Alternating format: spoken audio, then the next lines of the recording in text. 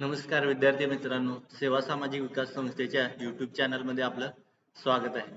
मागच्या काही लेक्चरमध्ये आपण क्रांतिकारक चळवळीबद्दल सविस्तर माहिती घेतलेली आहे. कशा पद्धतीनं क्रांतिकारक चळवळ घडून आलेली आहे, त्यापुढे कामगार चळवळ पाहिलेली आहे, रेशन क्रांतीतली प्रेरणा भारतीयांनी कशी घेतली तेही पाहिलेलं आहे, फॅक्टरी ऍक्ट पाहिलेली आहे. तर आजचं जे लेक्चर नवीन चालू करणार आहेत, त्या लेक्चरचं नाव आहे गांधी युगातील राष्ट्रीय चळवळ भाग 1.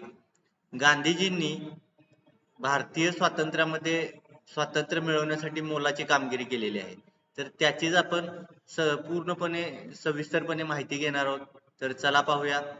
सर्वात पहिल्यांदा आहे महात्मा गांधींच्या नेतृत्वाचा उदय, गांधींच्या व्यक्तिमत्वाची जडणघडण व गांधीजींच्या व्यक्तिमत्वाचे विविध पैलू हे आपण पाहणार आहोत. पहिल्या प्रथम भारतीय स्वातंत्र्य चळवळीत महात्मा गांधींचे स्थान अत्यंत महत्वाचे आहे, हे आपल्या सर्वांना माहितीच आहे. टिळकांचा मृत्यू 1920 साली झाला. त्यानंतर स्वातंत्र्य चळवळीची धुरा गांधीजींनी 1920 पासून हाती घेतलेली होती. पहा, भारतीय स्वातंत्र्य चळवळीचे नेतृत्व 1920 पासून गांधीजींच्याकडे आले होते. त्यांच्या व्यक्तिमत्वाचे अनेक पैलू आहेत. उदाहरणार्थ कोणते? सत्य, अहिंसा, सत्याग्रहाच्या मार्गाने त्यांनी ब्रिटिश साम्राज्याविरुद्ध लढा दिलेला. हा मानव समाजाच्या इतिहासातील एक अपूर्व असा लढा मानावा लागेल. म्हणजे जगाच्या इतिहासामध्ये जर आपण पाहिलं, वेगवेगळ्या क्रांती झालेल्या आहेत, त्या रक्तरंजित झालेल्या आहेत, पण भारतामधले स्वातंत्र्य चळवळ ही गांधीजींच्या नेतृत्वाखाली अहिंसात्मक मार्गाने गेलेली आहे. त्यांचं महत्वाचं तत्व कोणतं होतं? सत्य, अहिंसा आणि सत्याग्रह. या 3 मुद्द्यावरती त्यांनी ही चळवळ लढवलेली आहे. पुढे पाहूया गांधीजींच्या नेतृत्वाचा उदय. कशा पद्धतीने गांधीजींचा राजकीय चळवळीवरती उदय झालेला आहे ते पाहूया. महात्मा गांधीजींचा जन्म 2 ऑक्टोबर 1869 रोजी गुजरातमध्ये पोरबंदर येथे झालेला होता.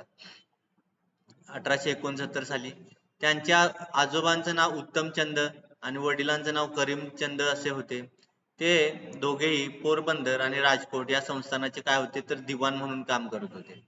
इसवी सन 1888 ते 91च्या या काळामध्ये ते इंग्लंडमध्ये वकिलीच्या शिक्षणासाठी गेलेले होते. म्हणजे उच्च शिक्षण त्यांनी इंग्लंडमध्ये घेतलेलं आहे. इसवी सन 1891 मध्ये बॅरिस्टरची पदवी घेऊन आल्यानंतर मुंबई व राजकोट येथे त्यांनी वकिली चालू केली. पुढे 1893 मध्ये दक्षिण आफ्रिकेतील एका कंपनीच्या तेथील कोर्टात चाललेल्या एका खटल्यात गांधीजी वकिलाचा मदतनीस म्हणून गेले होते. म्हणजे 1893 मध्ये तशी परिस्थिती उद्भवलेली होती दक्षिण आफ्रिकेमध्ये. कामानिमित्त ते दक्षिण आफ्रिकेला गेले. दक्षिण आफ्रिकेत जे भारतीय स्थायिक झाले होते त्यांच्याबाबत काळा आणि गोरा असा भेदभाव केला जाई. त्या ठिकाणी 2 जे ठिकाणे होते दक्षिण आफ्रिकेत, नाताळ आणि ट्रान्सवाल, सरकारने काय केलं होतं, हिंदी लोकांना मतदानाचा हक्क दिलेला नव्हता आणि त्यांच्यावरती कर पण लादलेले होते. तर गांधीजींनी काय केलेलं आहे बघा, तिथं दक्षिण आफ्रिकेत वर्णद्वेषाविरुद्ध लढा पुकारला. तिथे निग्रो व भारतीयांचा तिरस्कार केला जात असे. दक्षिण आफ्रिकेत दर्बन या स्थळी 1904 ते 6 या काळात गांधीजींचे वास्तव्य होते. गांधीजींनी तेथे इंडियन ओपिनियन हे वृत्तपत्र चालवले. परीक्षेमध्ये बऱ्याच वेळा विचारलं जात आहे की इंडियन ओपिनियन हे भारतात गांधीजींनी चालवले पत्र कुठे चालू केलं होतं, तर ते आहे दक्षिण आफ्रिकेमध्ये.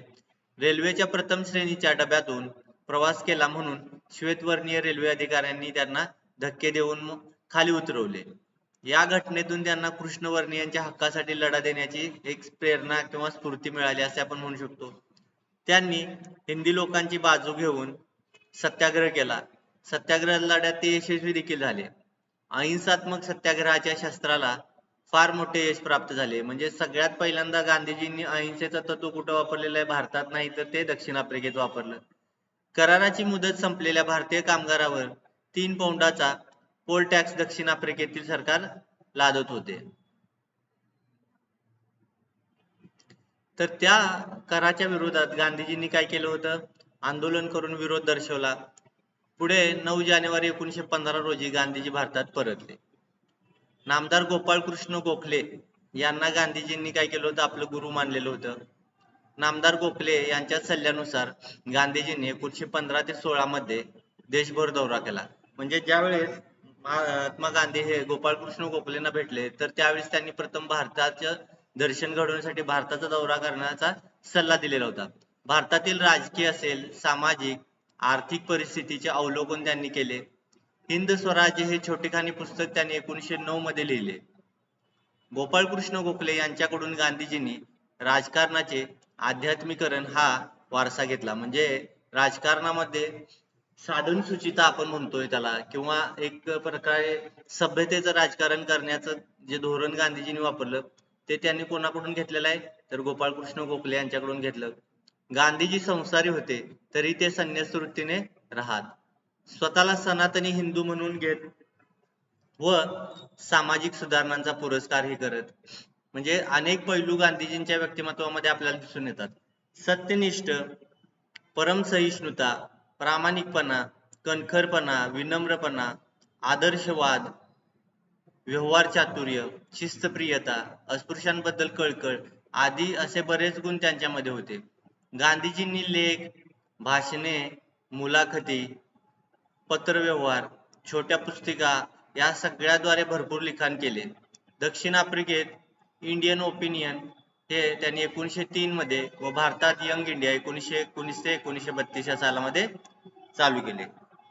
पुढे नवजीवन, हरिजन 1932 ते 48 च्या दरम्यान त्यांनी चालू केलेले होते. वृत्तपत्रे आहेत ही. त्यांनी स्वतःच्या संपादकत्वाखाली ही सर्व वृत्तपत्रे चालवलेली आहे. परीक्षेमध्ये बऱ्याच वेळा यावरती प्रश्न विचारलेला आहे. गांधीजींनी चालू केलेली वृत्तपत्रे इंडियन ओपिनियन, यंग इंडिया, नवजीवन, हरिजन भारतातील विविध सामाजिक प्रवाहांना राष्ट्रीय चळवळीत सामील करून घेण्यात गांधीजींना मोठे यश आले. गांधीजींचा राजकीय उदय होण्याच्या पूर्वी काँग्रेस परीक्षेत तर आपण म्हणू शकतो हे फक्त उच्चवर्गीय आणि मध्यम वर्गापर्यंत सीमित होतं. पण गांधीजी ज्यावेळेस स्वातंत्र्य लढ्याची सूत्रे त्यांनी हाती घेतली, त्यांचा आपण काय म्हणू शकतोय पोहोच हा खेड्यापाड्यापर्यंत, सामान्य जनतेपर्यंत पोहोचलेला होता. त्यामुळे खऱ्या रूपानं ही चळवळ भारतीय जनतेची झाली असे आपण म्हणू शकतोय. आता गांधीजींचे महत्वाचे 5 आश्रम याच्यावर पण बऱ्याच वेळा प्रश्न विचारला जातोय आणि विचारलेले पण आहेत. पहिला आहे फिनिक्स सेटलमेंट, दर्बन, दक्षिण आफ्रिकेत 1904 साली त्यांनी स्थापन केलेला होता. पुढचा त्यांचा आश्रम येतोय द टॉलस्टॉय फार्म, दक्षिण आफ्रिकेमध्येच 1910 साली त्यांनी स्थापन केलेला होता. त्यानंतर पुढचा आश्रम आहे कोचरब आश्रम, अहमदाबाद येथे 1915 साली स्थापन केला. त्यानंतर येतोय साबरमती आश्रम, अहमदाबाद मध्ये 1915 साली. आणि सर्वात शेवटी सेवाग्राम, महाराष्ट्रात एकमेव असलेला वर्धा जिल्ह्यातील 1936 साली स्थापन केलेला आहे. हे 5ही आश्रम गांधीजींचे महत्वाचे आहेत. क्रमाने आपल्याला लावायला सांगतात परीक्षेमध्ये, क्रमानुसार पहिल्यांदा कोणता झाला, दुसरा कोणता, तिसरा, तर हे आपल्याला माहित असणं गरजेचं आहे. त्यापुढे पाहूया खादीचा वापर, स्वावलंबन, श्रमाची प्रतिष्ठा, स्वावलंबी समृद्ध खेड्याची निर्मिती, सार्वजनिक जीवनातील चारित्र्य ही गांधीवादाची काय होते महत्वाची सूत्रे होती. गांधीजींनी हिंदू, मुस्लिम, ख्रिश्चन, बौद्ध या जगातील महत्वाच्या धर्माचा व त्यांच्या धर्मग्रंथाचा अभ्यास केलेला होता. म्हणजे त्यांनी महत्वाचे सर्व धर्मग्रंथ अभ्यासलेले होते, त्यातील तत्व आत्मसात केलेली होती. सर्व धर्मभाव हे त्यांच्या चिंतनाचे व जीवन कार्याचे सार बनलेले होते. सर्व धर्माच्या बद्दल समान भाव हे त्यांचे चिंतन होतं. आता त्यांनी केलेले महत्वाचे सत्याग्रह आपण पाहूया. पहिला आहे त्यांच्या आयुष्यातील चंपारण सत्याग्रह. बिहार प्रांतातील चंपारण जिल्ह्यात गोऱ्या लोकांनी निळीच्या माळ्यातून काम करण्यासाठी हिंदी मजुरांना ठेवून त्याचे शोषण केलेले होते. म्हणजे हे मळे जे होते, मळे मालक कोण होते, ब्रिटिश लोक होते आणि त्यात काम करणारा मजूर मात्र भारतीय स्थानिक लोक असायचे. भारतीय शेतकऱ्यांवर नीळ पिकवण्याची सक्ती केली जाई. तर राजकुमार शुक्ल या स्थानिक नेत्याने काय केलं, गांधीजींची भेट घेऊन त्यांना चंपारणला यावे व त्या प्रश्नात लक्ष घालावे अशी विनंती केली. कोण, तर राजकुमार शुक्ल हा नेता, स्थानिक नेता. गांधीजींनी काय केलं, बाबू राजेंद्र प्रसाद, ब्रिजकिशोर प्रसाद बिहारी, महादेव देसाई, नरहरी पारिख, अनिरुद्ध नारायण सिन्हा, त्यानंतर जे बी कृपलानी, कस्तुरबा या आपल्या सहकाऱ्यांच्या सोबत काय केलं, चंपारण भागातील खेड्यांना भेटी दिल्या. गांधीजींनी 3 कथिया पद्धत बंद करणे का आवश्यक आहे हे शासन नियुक्त आयुक्ताला पटवून देण्यात आले, यश मिळवले. आता ही 3 गतिया पद्धत म्हणजे कोणती पद्धत? तर जेवढाही जमिनीचा भाग शेतकऱ्याकडे आहे त्यातल्या तिसऱ्या भागामध्ये 3/3 आपण असं म्हणू शकतो, या भागावरती नीळ पिकवणे सक्तीचे केले होते. तर तीच ही 3 गतिया पद्धत. चंपारण सत्याग्रहाच्या विजयाने गांधीजींच्या राजकीय जीवनास प्रारंभ झाला आणि चंपारण सत्याग्रहात भाग घेण्यासाठी महाराष्ट्रातून आलेल्या महत्वाच्या 2 महिला होत्या बघा. अवंतिका गोखले आणि आनंदी वैशंपायन या 2 महत्वाच्या महिला महाराष्ट्रातून गेलेल्या होत्या. पुढे पाहूया. पुढचा महत्वाचा सत्याग्रह अहमदाबाद मधील कापड गिरणी कामगारांचा संप. अहमदाबाद मध्ये कापड गिरण्यांचे मालक कामगारांचे शोषण करायचे. अहमदाबादचे गिरणी मालक अंबालाल साराभाई हे गांधीजींचे मित्र होते, पण त्यांच्याही गिरणीतील कामगारांना काय होतं, पगार अल्प मिळे, कामाचे तासही जास्त होते. गांधीजींनी या कामगारांच्या न्याय मागणीसाठी आंदोलन उभे केले. कामगारांच्या वेतनवाढीच्या मागणीला गांधीजींचा पाठिंबा होता. गांधीजींच्या आंदोलनामुळेच कामगारांच्या वेतनात 35% वाढ झालेली होती. म्हणजे गांधीजींनी कामगारांच्यासाठी लढा देऊन तो यशस्वी देखील करून दाखवला. आता पुढे पाहूया. आता हा जो अहमदाबादच्या गिरणी कामगारांचा संप होता, त्या आंदोलनात अंबालाल साराभाईंच्या भगिनी अनुसूयाबेन या गांधीजींबरोबर उपोषणास बसल्या. म्हणजे अंबालाल हे साराभाई हे कोण होते, त्या गिरणीचे मालक. तर त्यांची बहीण देखील गांधीजींच्या बाजूने लढ्यामध्ये सामील झालेली होती. आता पुढचा महत्वाचा सत्याग्रह येतोय गुजरात मधील खेडा सत्याग्रह. बघा, गुजरात मधील खेडा जिल्ह्यात दुष्काळामुळे 25% उत्पन्न घटले, तरी देखील काय केलं सरकारने, शेतसारा माफ दिलेला नाही. सरकार सक्तीने शेतसारा वसूल करत होते. सरकारच्या दडपशाहीला न जुमानता गांधीजींनी सत्याग्रह चालू ठेवला. गांधीजींच्या अध्यक्षतेखाली गुजरात सभेने या आंदोलनात महत्वाची भूमिका बजावली. वल्लभभाई पटेल, विठ्ठलभाई पटेल, इंदुलाल याज्ञिक यांनी गांधीजींसमवेत अनेक खेड्यांना भेटी दिल्या, खेडा भागातील, व तिथली परिस्थिती जाणून घेतली. वल्लभभाई पटेल हे त्यावेळेचे एक विख्यात वकील म्हणून नावाजलेले होते. शेवटी सरकारलाच काय करावी लागली, माघार घ्यावी लागली आणि चाराची माफी द्यावी लागली. शोषित, गरीब, कामगार यांच्या हक्कासाठी लढणारा एक नेता, अशी गांधीजींची प्रतिमा 1917 साली पूर्वीच निर्माण झाली. 1915 साली साबरमती नदी काठी त्यांनी आश्रम बांधलेला होता. तो सत्याग्रह आश्रम म्हणूनच ओळखला जाईल. 1915 नंतर गांधीजींचे वास्तव याच आश्रमात होते. चंपारण, अहमदाबाद आणि खेडा या आंदोलनामुळे गांधीजींची भारता समोर काय झाले, चळवळ करण्याची पद्धत आणि रीत मांडली. म्हणजे एखादी चळवळ, एखादा सत्याग्रह घेतला हाती, तर ते यशस्वी कशा पद्धतीने करून दाखवायचे याची मुद्देसूद मांडणी गांधीजींनी या 3 लढ्यातून करून दाखवलेली होती. आता पुढचा महत्वाचा एक कायदा येतोय, जो आपल्या सगळ्यांना माहिती आहे, इतिहासामध्ये आपण वाचलोय, रौलट ऍक्ट, ऑक्टोबर 1919 चा. तर काय होता हा कायदा ते आपण पाहूया. सिडने रौलट या न्यायाधीशाच्या अध्यक्षतेखाली 1917च्या अखेरीस एक समिती ब्रिटिश सरकारने स्थापन केलेली होती.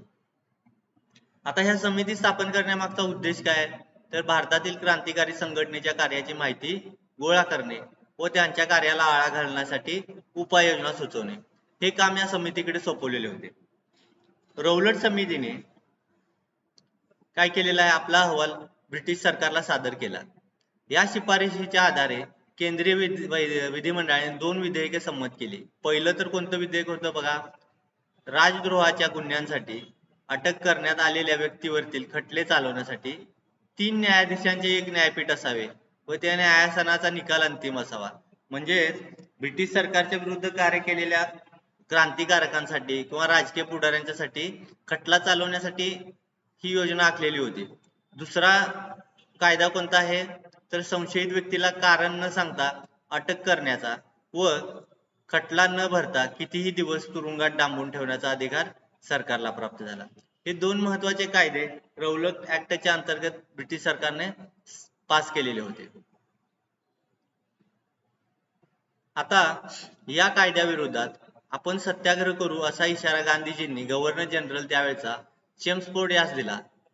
हा कायदा नागरिकांच्या मूलभूत हक्कांवर गदा असल्याने या कायद्याविरोधात अहिंसक मार्गाने लढा देण्याचे गांधीजींनी ठरवले. पुढे गांधीजींच्या आव्हानाला प्रतिसाद मिळालाच लोकांच्याकडून चांगला. 30 मार्च 1919 रोजी दिल्लीत स्वामी श्रद्धानंद व हकीम अजमल खान यांनी सत्याग्रहाचे नेतृत्व केले. हे दोन व्यक्ती महत्वाचे आहेत, स्वामी श्रद्धानंद आणि हकीम अजमल खान. सत्याग्रह सभातून हिंदू मुस्लिम एकत्र आले होते. स्वामी श्रद्धानंद यांना मुस्लिम मशिदीतून व्याख्यान देण्यासाठी निमंत्रित करण्यात आलेले होते. मुंबई येथे हिंदू मुस्लिम यांनी एकत्रितपणे याचा निषेध केलेला होता. गांधीजी दिल्लीकडे जात असताना त्यांना सरकारने सक्तीने अटक केली. गांधीजींच्या अटकेचा निषेध म्हणून सभा, मिरवणूक, सरकारी कार्यालयांना आगी लावणे, दूरभाष यंत्रांच्या तारा तोडणे आदी प्रकार जनतेने केलेले होते. पुढे त्याची परिणती आता कशात घडलेली आहे ते आपण पाहूया. जालियनवाला बाग हत्याकांड 13 एप्रिल 1919 सालचं. बघा, पहिल्या महायुद्धाच्या काळामध्ये म्हणजे जे 1914 ते 18च्या दरम्यान घडलं, त्या काळामध्ये लष्कर भरती व युद्ध खर्चासाठी निधी गोळा करण्यासाठी पंजाबचा लेफ्टनंट गव्हर्नर मायकल ओडवायर याने पंजाबी जनतेवरती जुलूम व अत्याचार केल्यामुळे जनता काय झालेली होती, नाराज झालेली होती. रौलट ऍक्ट विरुद्ध पंजाबमध्ये तीव्र क्रांती झाली. ती दडपून टाकण्यासाठी सरकारने जे उपाय योजले त्याची परिणती शेवटी जालियनवाला बाग हत्याकांडात घडून आलेली आहे. बघा, 9 एप्रिल 1919 रोजी पंजाबचा लेफ्टनंट गव्हर्नर जनरल कोण होता, तर मायकल ओडवायर याने पंजाबमधील अमृतसर शहरातील डॉक्टर सैफुद्दीन किचलू आणि डॉक्टर सत्यपाल या दोघांना अटक केली. हे तात्कालिक कारण आहे जालियनवाला बाग हत्याकांडाचं. 13 एप्रिल 1919 रोजी अमृतसर शहरात जालियनवाला बाग येथे लहान मुले, वृद्ध स्त्री, पुरुष यांच्यासह निशस्त्र 20,000 लोक एकत्र सभेसाठी जमा झाले. डायर व त्याच्या लष्करी पथकाने सभेतील लोकांवर काय केलेलं आहे, अमानुष गोळीबार केला. यात 1,000 माणसे मृत्युमुखी पडली तर 2,500 लोक जखमी झाले. त्या हत्याकांडाची चौकशी करण्यासाठी सरकारने एक कमिशन नेमलं. त्याचं नाव आहे हंटर कमिशन. ज्या लेफ्टनंट गव्हर्नरने गोळीबाराचा आदेश दिला होता त्याला मात्र कमिशननं काय केलं होतं, दोषमुक्त ठरवलं. ज्या जनरल डायरने प्रत्यक्षात गोळीबारात भाग घेतला त्याला सक्तीची सेवानिवृत्ती व पेन्शन नाही अशी शिक्षा दिली. जालियनवाला बाग हत्याकांडाच्या घटनेने भारतीय राष्ट्रीय आंदोलनाची दिशा पालटली. म्हणजे हे हत्याकांड इतकं मोठ्या प्रमाणात भारतीय जनतेच्या मनावरती बिंबलं की ह्याच्यानंतर मात्र भारतीय राष्ट्रीय लढ्यासाठी वेगळी एक दिशा मिळाली असे आपण म्हणू शकतो. पुढचं महत्वाचं चळवळ येते खिलाफत चळवळ 1919 सालची. मुस्लिम धर्मीय खलिफास धर्मगुरू मानत असत. जो तुर्कस्तानच्या साम्राज्याचा बादशाह त्याला जगातील सर्व मुस्लिमांचा काय करत, धर्मगुरू मानत. पहिल्या महायुद्धाच्या वेळी तुर्कस्तान जर्मनीच्या बाजूने लढत होते. तर त्यावेळेस काय झालं बघा, हिंदुस्थानातील मुस्लिमांना यावेळी साम्राज्याच्या बाजूने तुर्कस्तान विरुद्ध लढण्याचा प्रसंग आला. खलिफा निष्ठा की इंग्रज निष्ठा असा पेच प्रसंग भारतीय मुस्लिमांच्या पुढे उभा राहिला. तुर्की साम्राज्य विरुद्ध चाललेल्या युद्धात मुसलमानांचा पाठिंबा मिळावा म्हणून तुर्की साम्राज्याला हात लावणार नाही असे आश्वासन ब्रिटिशांनी दिले. परंतु युद्ध समाप्तीच्या नंतर तुर्कीचे विघटन करण्यात आले. इंग्रजांनी दिलेला शब्द पाळला नाही म्हणून मुस्लिम नाराज झाले. खलिफाची सत्ता पुन्हा प्रस्थापित करणे व ब्रिटिशांच्या धोरणाचा निषेध करणे यासाठी सप्टेंबर 1919 मध्ये एक अखिल भारतीय खिलाफत समितीची काय केली, स्थापना केली. त्यात महात्मा गांधी, मौलाना आझाद, हकीम अजमल खान यांचा काय होता, समावेश होता. खिलाफत चळवळीस लोकमान्य टिळकांचाही पाठिंबा होता. 23 नोव्हेंबर 1919 रोजी दिल्ली येथे फजलुल हक यांच्या अध्यक्षतेखाली पहिली खिलाफत परिषद भरली. तर त्यात गांधीजी, मोतीलाल नेहरू, पंडित मदन मोहन मालवीय ही त्या परिषदेला हजर होते. खिलाफत समितीचे दुसऱ्या अधिवेशन 1920 मध्ये अलाहाबाद येथे झाले. तर त्यामध्ये गांधीजी, तेज बहादूर सप्रू, पंडित मोतीलाल नेहरू, अॅनी बेझंट यासारखे पुढारी उपस्थित होते. या अधिवेशनात राष्ट्रसभा व मुस्लिम लीग यांनी संयुक्तपणे 1 ऑगस्ट 1920 पासून ब्रिटिश सरकार विरुद्ध असहकार चळवळ सुरू करावी असा ठराव पास केला. पुढे इसवी सन 1919 मध्ये मोहम्मद अल हसन यांच्या अध्यक्षतेखाली जमियत उल उलेमा हिंद ही संस्था अमृतसर येथे स्थापन झाली. आणि या खिलाफत चळवळीचे नेतृत्व याच जमईत उल उलेमा ई हिंद ह्या संस्थेने केलेले होते. तर हे आपण थोडक्यामध्ये खिलाफत चळवळ पाहिली. खिलाफत चळवळीमध्ये गांधीजींनी पाठिंबा दिला. त्याचं महत्वाचं कारण म्हणजे काय, त्यांना राष्ट्रीय चळवळीसाठी हिंदू आणि मुस्लिम यांचं ऐक्य साधण्याची ही चालून आलेली एक नामी संधी अशी आहे असं वाटत होतं. त्यामुळे त्यांनी या खिलाफत चळवळीला पाठिंबा दिला होता. तर आजच्या लेक्चरमध्ये आपण गांधी युगाच्या चळवळीस प्रारंभ केलेला आहे. ठीक आहे. तर याच्या पुढच्या लेक्चर पासून आपण गांधी युगातील पुढचा भाग पाहणार आहोत. धन्यवाद.